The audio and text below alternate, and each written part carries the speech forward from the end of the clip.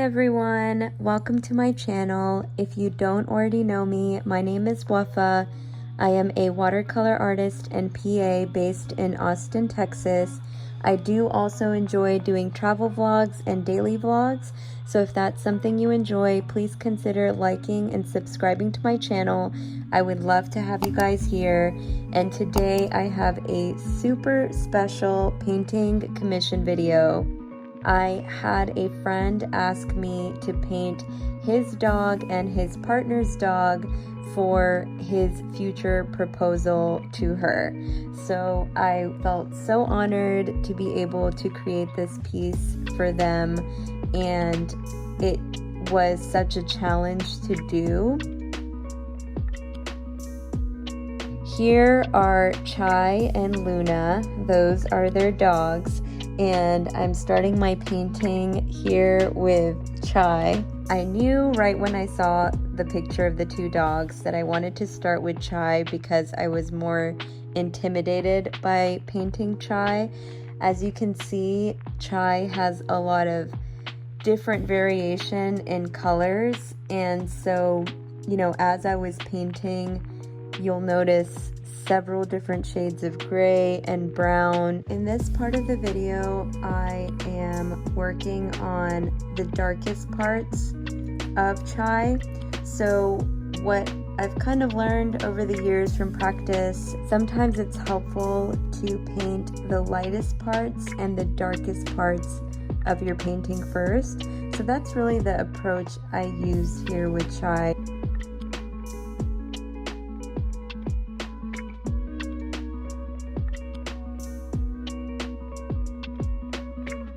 I also very much enjoyed painting the leash. It was a really colorful leash, and I loved the pop of color it provided in the midst of all the different colors of fur.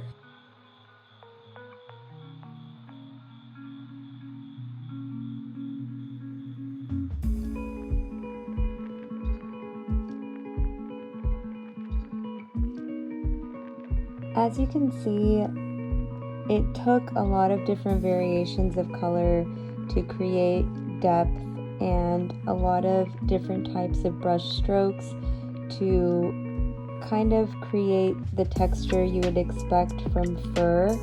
I also did use gouache to help with some of the darker colors and creating that variation. I believe it is gouache that I'm using for the darker gray color you're seeing me use for Chai's fur now. I mean, for a long portion of this, I did not feel like it was coming together, but once a certain amount of layers were put on, I started being able to see it. Like, even with putting the line strokes to create fur along that darker part of Chai's neck made it look better to me. I also felt like once I had the eyes done, it brought the painting to life as well. So that was nice for me to start thinking, okay, maybe I can do this for real.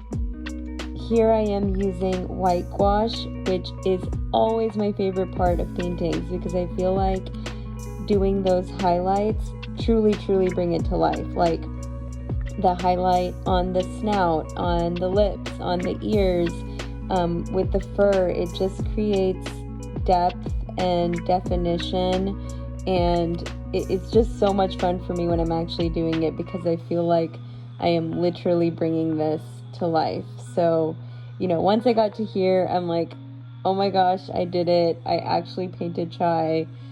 I was feeling pretty good about it. The challenging part was trying to make sure I kept Chai's paws white, because in the picture they are primarily white, but that can be challenging with just plain watercolor. Usually with watercolor, when you want to create a space that's white, you just leave it blank, but in this case using white gouache was really helpful. So then I covered up Chai so it wouldn't distract me as I was starting to paint Luna, and I felt better about Luna for sure because it was more about using simply variations of gray, but the scary part of doing the second dog was that what if I mess up the second dog when the first dog was perfect?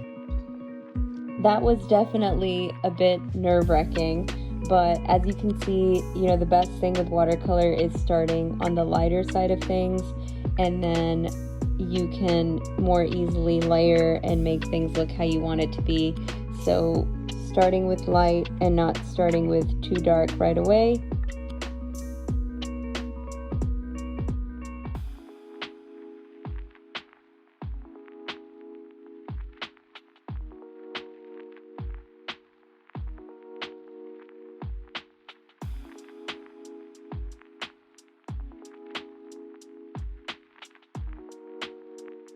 I had to be very mindful as I put their names on their doggy tags, because I had to use a very small pen to make sure I had enough room to write their names.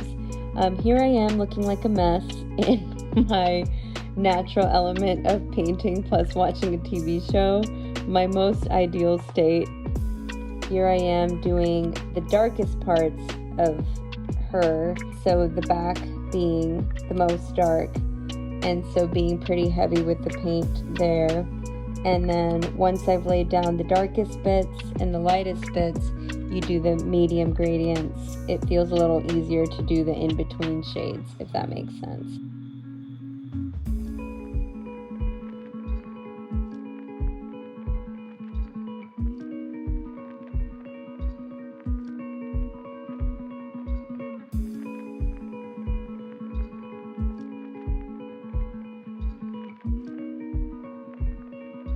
It was pretty fun, using just one color to essentially create the skin, textures, folds, and everything of Luna.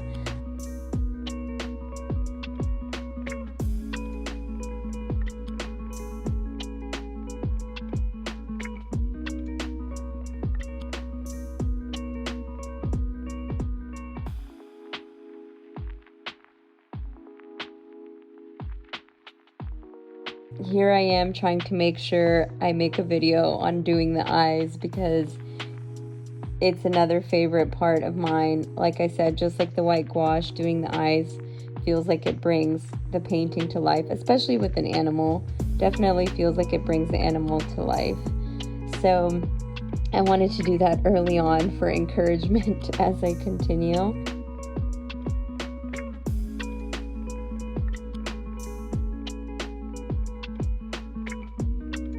As you can see, all the different shapes, all of the different shades,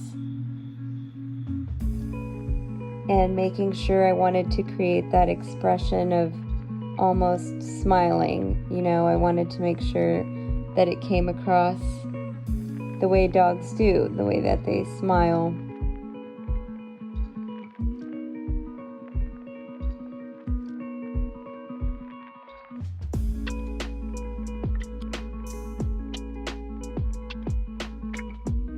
The tongue was interesting, again using mainly one color for that, but just different shades of the same color. I remember I would just sometimes have to pause and come back to it when it was starting to feel really tedious, or like I messed up or I'm not really getting anywhere. I just have to take a break and come back, and sometimes it would take walking away from it and coming back to being like, okay, this is looking different to me now. I need to darken this, or this is the shape I need to make sure I get onto the painting. So although it's looking like I'm doing this super fast and I know exactly what I'm doing, that was definitely not the case. This is all just a matter of editing. Know that it took me a while to actually get to this place.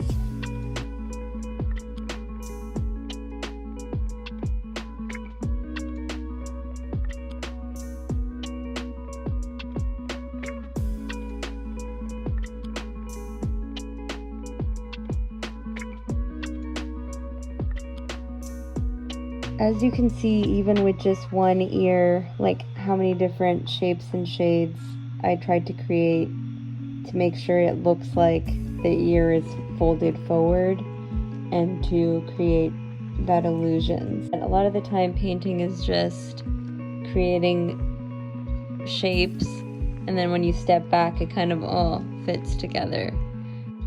You know, trying to think of it more as individual shapes.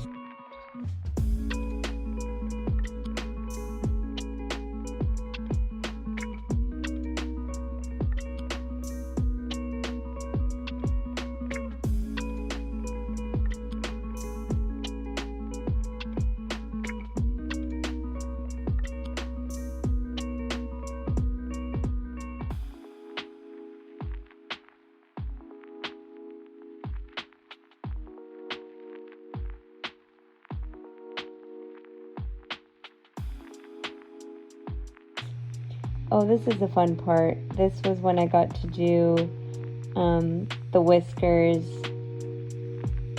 and I thought that was so fun. Here's the beautiful leash again, such a colorful leash. Fun to do the pop of color in the midst of the fur. I thought it was such a fun addition.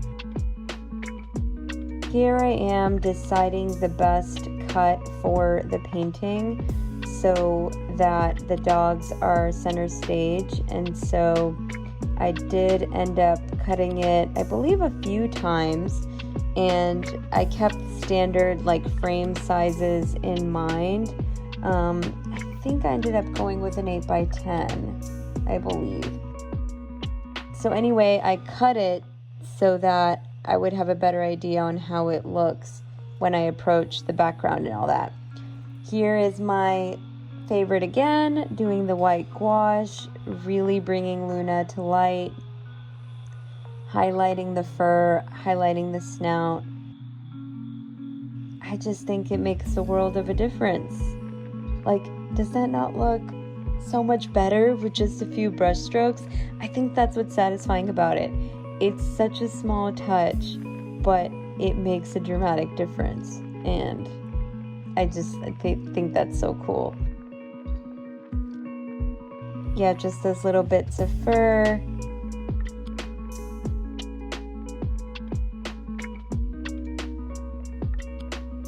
And then the paws. I did find the paws quite challenging, and they pop out more once I get the background in, because the parts of their paws that are white or their nails, you know, it's hard to see right now. Here I am just doing a look from far away. Where am I at? Feeling good. Now, they're both wearing UT jerseys, and I had to make sure I got that burnt orange color right. So I made sure I mixed up the right color. As you can see on the right hand side is my scratch paper. So I tested several different oranges, and then I had to work on both of them immediately so there wouldn't be a differentiation of the oranges between the two of their jerseys.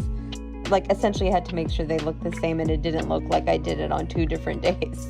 So I tacked the jerseys together, so I knew this was going to be a long process doing it in one sitting, but I'm really happy with how the color turned out, how I was able to use different shades of that burnt orange to create dimension and shadows, and again making sure you can tell how their body is sitting and laying.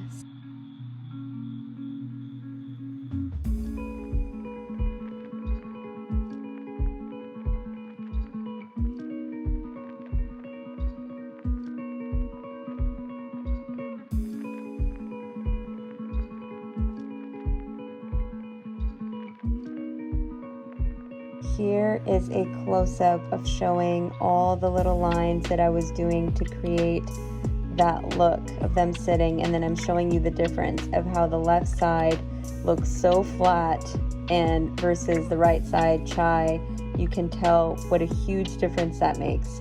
So even though the left side like had different shades, you still have to go in with the super dark sections and the shapes and the lines to really make it pop and bring it out. And it does take a lot of time, but it's so worth it. And even though it seems like it's not going anywhere at first, it's once you do the whole thing, each different section, and then you look back and you're like, whoa, like that's the look. Like that's the look that gives it the realistic touch.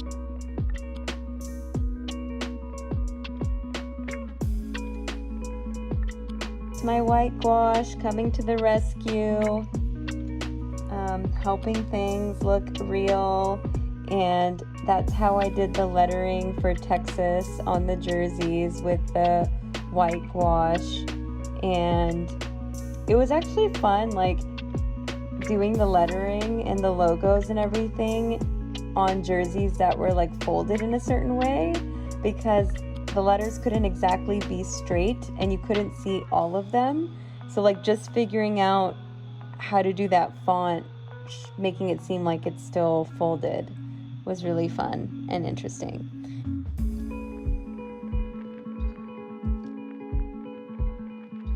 My friend decided he wanted to do the skyline from a place that they both met and went to school together. So I found some pictures on Google of the skyline and did a background with the city in the back. And I thought that was such a unique suggestion and a unique thing he wanted me to do. I thought it was really sweet to add in the background of the dogs they share an ode to where they met and the city they met at. And it, interestingly enough, when the proposal happened, this is the same cityscape that you see in the background. And I will be sharing a picture of that at the very, very end of this video, so stay tuned for that. And it was a great city to actually paint because there were variations in the colors of the buildings and there were several different types of buildings, so it was definitely interesting to look at in the background at the end. This is something I have not done before, is doing a cityscape behind kind of two frontline characters and then having the city in the back. So I was pretty nervous about how that would look and if it would look like totally unrealistic, but I actually thought that it ended up having a pretty cool effect and it made it unique from the actual picture, which is something you can do, of course, with the painting, is making it personal to the person. So I feel like adding the city in the back made it different from the photograph and unique to them.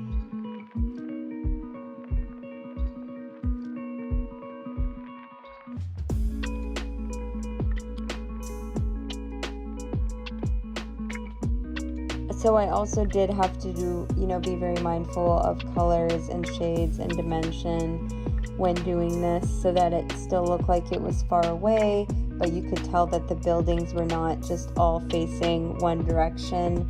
I mean, it's a city, so they're kind of all at different distances and they're facing different ways.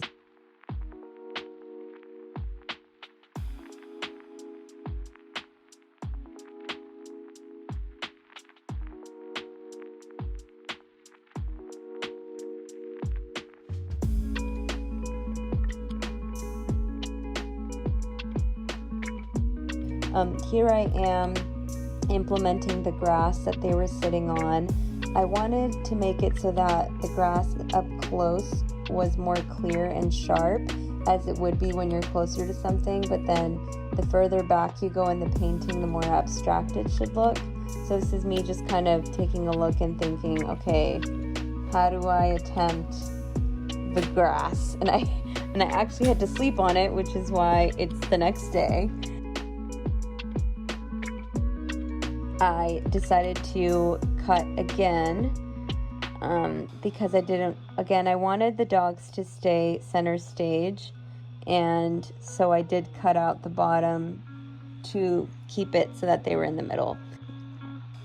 Testing out different ways to do the grass, and eventually decided to do wet on wet. So what I did was first wet the paper with water and then went in with the green starting with the lightest shade possible at first, and then little spots with the darker green color.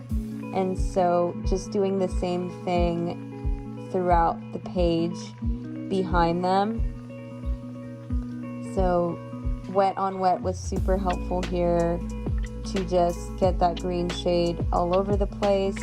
And it's also pretty easy to correct. If you make an area a little bit too green, you can just get some water and put it on top and brush it out. So again, I was just kind of freaking out about, I don't want to ruin it right when I get to this place, so I was very hesitant, but just taking it a few minutes at a time. Here I am practicing clouds before I actually go in to paint the clouds. And yeah, I just wanted to keep it pretty simple. Again, keeping the dog center stage and not letting anything else overpower. Because if you can see, that shade of blue could have very easily been overpowering if I hadn't kept it pretty watered down.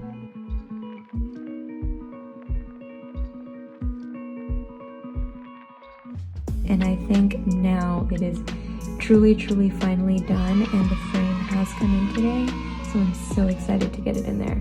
But before that, I'm going to scan it into the computer just so I have a copy of it myself.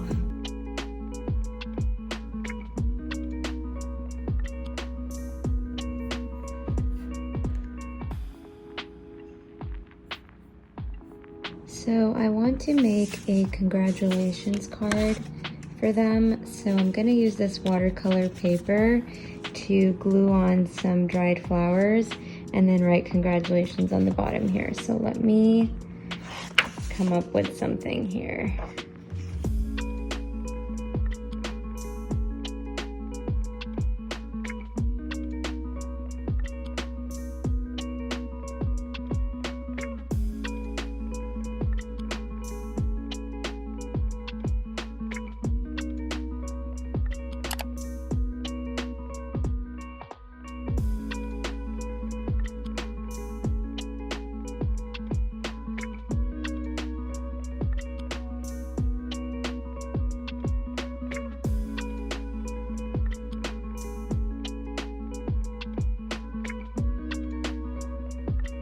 I got the painting taped down. Now I'm gonna go ahead and show you guys the final look. To be honest, I've never really formally framed a lot of my paintings, so this just looks epic to me. OMG. Look at this, you guys. It looks so good. Okay, Daisy May, don't eat this. Baby May is trying to eat everything here. This looks freaking phenomenal. I'm so happy with it. I love it. I love it. I love it. I love it. And here's the congratulations card.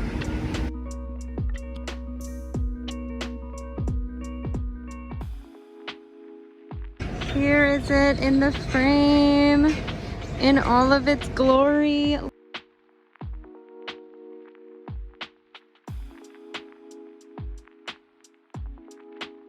Okay guys, so I'm gonna keep it packaged in the Amazon box because I think it will keep it safe. I love these little things they included for the corners, and then I'm also putting in the congratulations card and the invoice as well. So this is all going in the package.